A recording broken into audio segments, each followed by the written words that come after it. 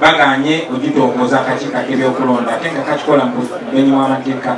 Njagala obajjukiza nti twatwalibwa mu kooti nga twala mu kooti yali deputy president waffe wa Buganda ng'ayita mu muyambi we ne banaabwe abalala nga basaba ekkooti eŋŋaane okwesimbawo ku kifo ky'obukulembeze kyonna okumala emyaka 10 n'ebirala. Tukimanyi bulungi gavumenti ya Museveni ekolera mu bantu bangi abeewala n'ab'okumpi, naye njagala obajjukiza nti twagenda mu kalulu ka 2021 nga tetulina constitution yaffe mpya, twalina nkadde tetumalako ne Museveni twamuwangula.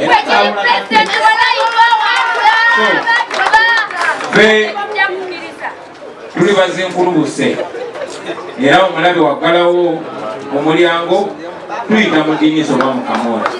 So ekyo kyo bwe maze ekyabakulembeze mukitulette.